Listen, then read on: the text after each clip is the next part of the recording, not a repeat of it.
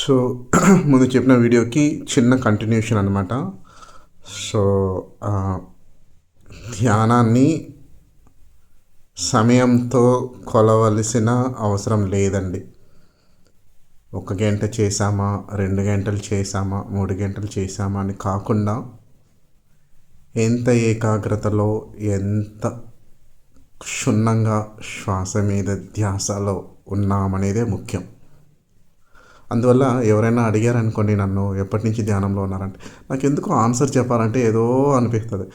అసలు ఏవి గుర్తుపెట్టుకోనండి. పలానా సంవత్సరంలో ధ్యానంలో వచ్చానా అనేది గుర్తుపెట్టుకోను. అసలు టైం అనేదే నేను I don't want to measure with time అనమాట.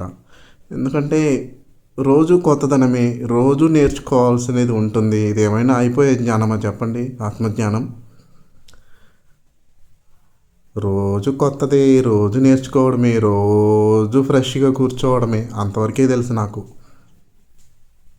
ఎప్పటి నుంచి ధ్యానంలో ఉన్నావు, సీనియరా, జూనియరా, ఎందుకో మరి నేను కనెక్ట్ అవ్వనండి అలాంటి పదాలకి. నాకు తెలిసిందంతా నేర్చుకుంటున్నామా లేదా, రోజు ధ్యానం చేస్తున్నామా లేదా అనేదే ముఖ్యం. ఎందుకంటే సమయంతో కానీ కొలిస్తే కనుక ఈగో వచ్చేస్తుంది. నేను ఇన్ని సంవత్సరాల నుంచి ఉన్నాను, నాకు బాగా తెలుసు, నాకు చాలా తెలుసు అన్నంత ఒక ఏదో తెలియని ఈగో వస్తుందని నాకు టైంతో కొలవడం అనేది ఇష్టం ఉండదు. ఫ్రెష్ సిట్టింగ్, ఏ రోజుకి ఆ రోజు ఫ్రెష్. ఇలా చేస్తే కనుక, ఇలా ఉంటే కనుక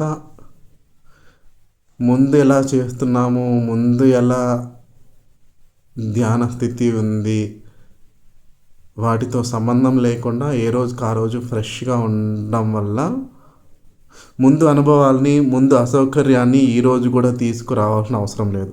ఏమో ఈరోజు ధ్యాన స్థితి వేరేలా ఉండొచ్చేమో, ఎన్లైటన్మెంట్ వచ్చేయచ్చేమో, అంతే కదా. లేదంటే నిన్న మొన్న ముందు రోజులు ఎలా చేస్తున్నాం అదే వస్తుంది కదా, ఇంకేముందులే అన్నట్టుగా మన మైండ్ ప్రిపేర్ అవుతుంది. కాబట్టి ధ్యానాన్ని సమయంతో కొలవాల్సిన అవసరం లేదు. రోజు నేర్చుకుంటాం, రోజు ధ్యానం చేస్తాం, అంతే. No senior, no junior. Thank you friends.